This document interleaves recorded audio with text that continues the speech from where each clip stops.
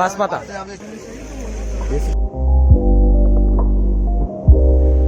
সমুদ্র পাশে বসে সময় কাটানো একটা আলাদাই। আগের ভিডিওতে তুমি দেখেছো যে কম খরচে কলকাতা থেকে দীঘা কি করে আসবে। এখন এখানে বসে একটু সময় কাটাবো, তারপরে আমরা চলে যাব দীঘার উপরে একটা ভীষণ বড় মেলা বসে, সেখানে বিভিন্ন ধরনের মাছ ভাজা পাওয়া যায়।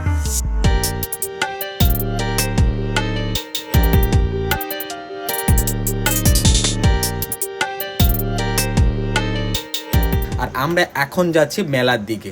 এখানে অনেক স্ক্যাম হয়, সেটা থেকে কি করে বাঁচবে সবকিছু বলবো তোমাদের। খেলাটা পুরস্কার হলো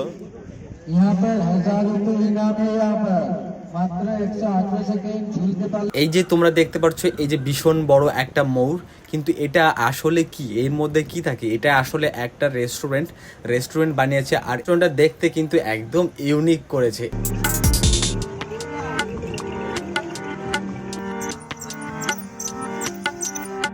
দীঘার উপরে দেখতে পাচ্ছ ছোট ছোট বাচ্চাদের ক্যারাটে শেখানো হচ্ছে।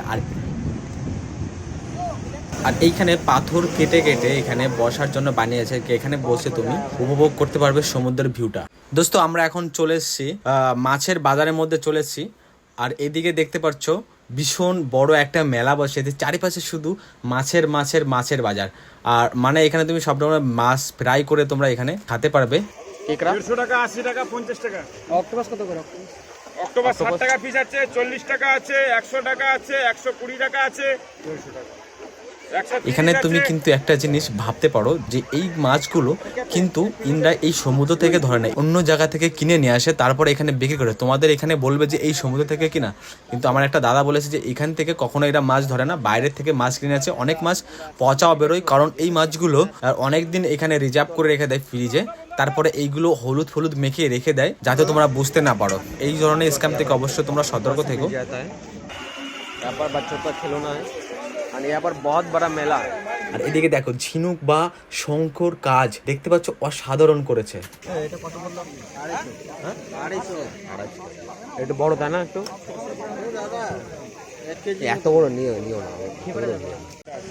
না, না দাদা, এটা দুটো ঝুলে এটা একটা হবে। এগুলো মোটা মাল, যে যার আলাদা আছে। এই অক্টোপাসের জাত আলাদা, এই অক্টোপাসের জাত আলাদা। টেস্ট হবে কোনটা সেটা বলা আমার। টেস্ট বেশি মোটা গুলোতে হবে। এগুলো মোটা হবে কিন্তু লম্বা বেশি হবে না। যত বড় হবে মোটা হয়ে যাবে। কাকু কাছে আছে দেখো। কি করে খাবে তো খাবে, চলে আসো।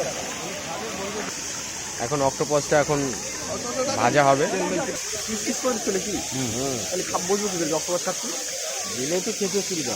হ্যাঁ গোটা ভাজা আমি বানিয়ে দিচ্ছি, খালি খাওয়ার পরে বলবে আমাকে। এটা কি আছে? এটা বেসন।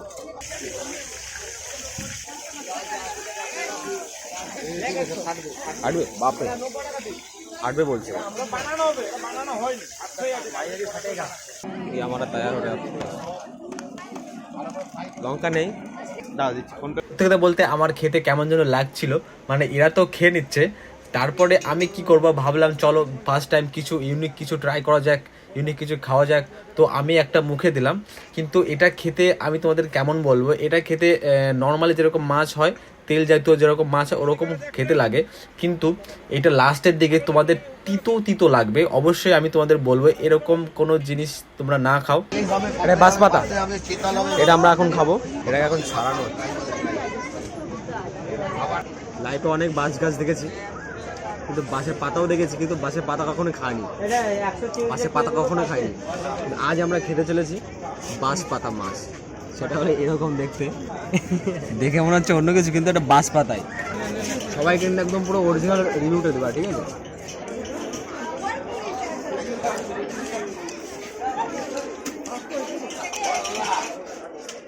দশের মধ্যে কত দেওয়া যায়?